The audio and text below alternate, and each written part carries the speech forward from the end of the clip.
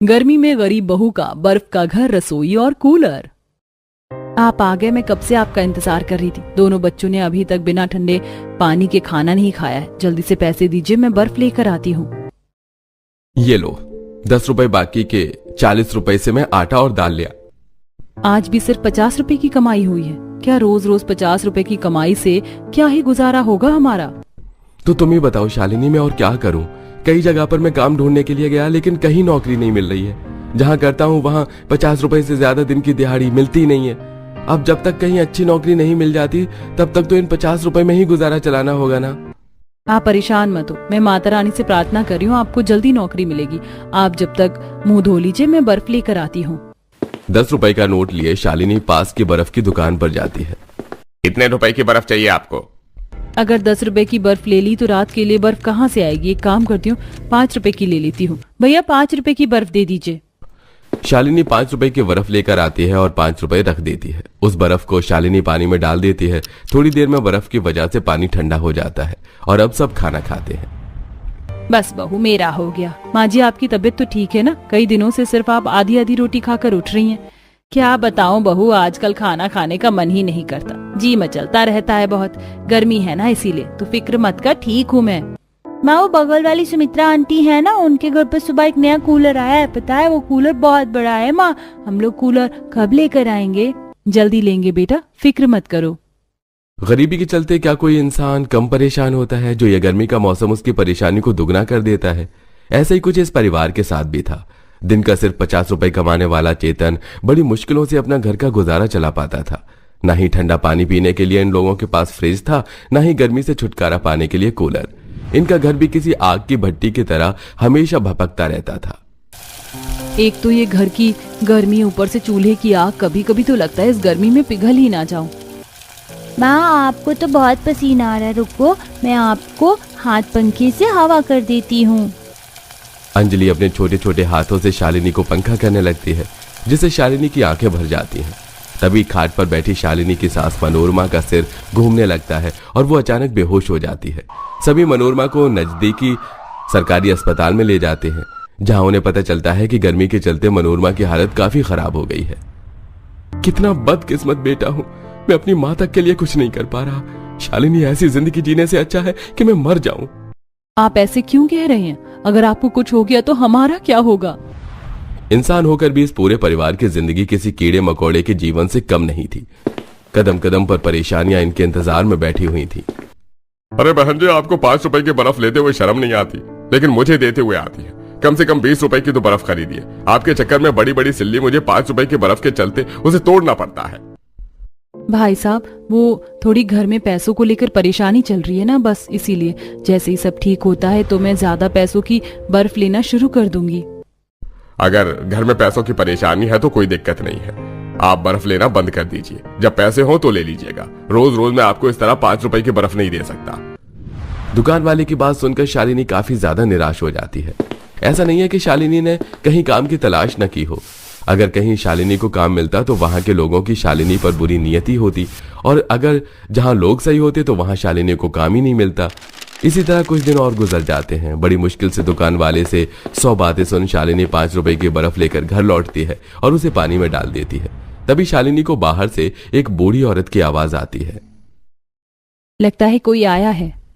शालिनी बाहर जाकर देखती है तो उसे अपने घर के बाहर एक बूढ़ी औरत मिलती है, जिसके हाथ में एक छोटी सी मशीन होती है। जी अम्मा, आपने आवाज लगाई?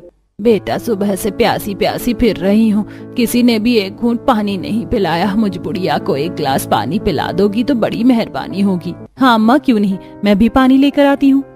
वो बूढ़ी औरत पसीने से काफी भीग चुकी थी। गर्मी से उसकी हालत भी खराब थी, जिसे देख शालिनी बर्फ का ठंडा पानी लाकर उसे पीने के लिए देती है।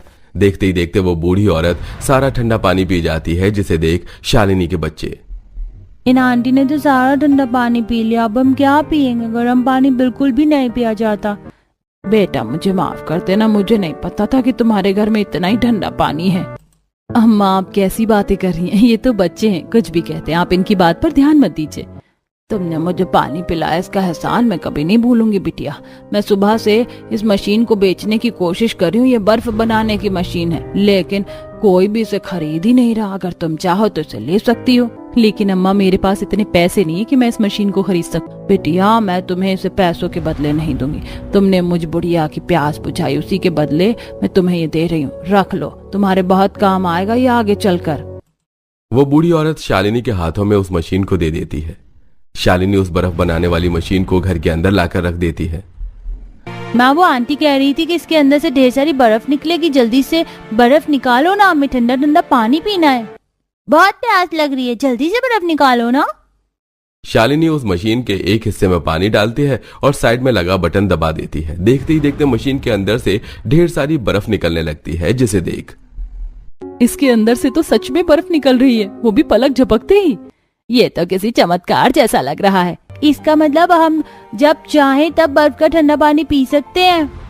शालिनी और उसका परिवार काफी खुश होता है और अब वो जब चाहे उस मशीन के चलते बर्फ का ठंडा पानी पी सकते थे।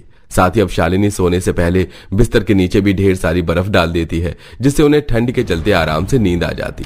और ऐसे ही कुछ दिन गुजर जाते हैं। मैंने कहा ना कि पहले हम बर्फ से गुड़िया बनाएंगे, उसके बाद ही तुम्हारा ट्रक बनेगा।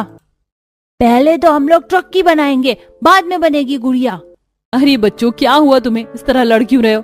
देखो ना, मोनू क्या कह रहा है कि बर्फ से पहले ट्रक बनाएंगे, लेकिन पहले मुझे गुड़िया बनानी है। बेटा, ये बर्फ है, थोड़ी देर में अपने आप पिघल जाएगी। इससे गुड़िया ट्रक जैसी चीज नहीं बनाई जा सकती। ऐसा नहीं, हमने थोड़ी देर पहले इस बर्फ से एक छोटा सा घर भी बनाया और वो तो नहीं पिघला। आओ हम आपको अपना बर्फ का घर दिखाते हैं। मोनू अंजलि शालिनी को बाहर आंगन में ले जाते हैं, जहां उन दोनों ने थोड़ी देर पहले एक छोटा सा बर्फ का घर बनाया था। इतनी गर्मी में भी उस बर्फ के घर को पिघलता न देख शालिनी को काफी हैरानी होती है। ये बर्फ तो वैसे की वैसी है। इसका मतलब ये बर्फ कोई साधारण बर्फ नहीं, चमत्कारी बर्फ है और ये गर्मी से भी नहीं पिघल सकती। इसका मतलब वो बूढ़ी अम्मा जरूर कोई भगवान का भेजा हुआ दूत थी। शालिनी ये सारी बात अपने पति और सास को बताती है। मुझे यकीन था कि एक न दिन भगवान को जरूर हम पर दया आएगी शालिनी। अब जब ये जादुई बर्फ है तो क्यों ना इससे हम अपने लिए एक बड़ा सा बर्फ का घर बनाएं। सच कहूँ तो मैं भी उस छोटे से बर्फ के घर को देखकर यही सोच रही थी। शालिनी उस मशीन में ढेर सारा पानी डालती है, जिससे उन लोगों को काफी सारी जादुई बर्फ मिलती है और अब उन बर्फ से पूरा परिवार मिलकर अपने लिए एक छोटा सा बर्फ का घर बनाता है।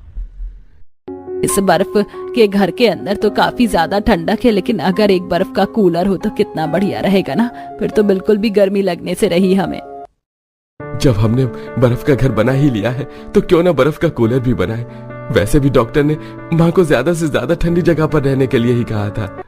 शालिनी अब उस मशीन से और ढेर सारी बर्फ निकालती है, जिससे वो लोग एक बर्फ का कूलर भी बना देते हैं। देखते ही देखते ये पूरा घर अब एक छोटा शिमला में बदल चुका था। वहीं शालिनी अब बाहर आंगन में बैठकर गर्मी में खाना बनाती है, जिसे देख माँ, आप इस तरह बाहर आंगन में बैठकर खाना क्यों बनाती है? आपको काफी गर्मी लगती होगी ना। लगती तो है बेटा, लेकिन अब क्या करें। अब बर्फ के घर के अंदर खाना बनाना थोड़ा अजीब लगता है ना, इसीलिए मैं बाहर बना रही हूँ। बर्फ के घर के अंदर थोड़ी ना मिट्टी का चूल्हा बनाऊंगी। अगर आप मिट्टी का चूल्हा नहीं बना सकती तो क्यों ना बर्फ की रसोई बना लो, फिर तो आपको गर्मी में खाना बनाने की भी कोई जरूरत नहीं होगी।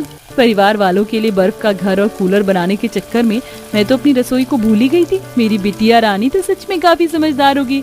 मेरी बिटिया रानी अपनी माँ के लिए बर्फ की रसोई बनाने में मदद करोगी ना? हाँ माँ। शालिनी अपनी बेटी के साथ मिलकर बर्फ के घर और कूलर के साथ साथ एक बर्फ की रसोई भी बना लेती है, जिससे अब घंटों तक शालिनी को बाहर कड़ी धूप में बैठकर खाना बनाना नहीं पड़ता।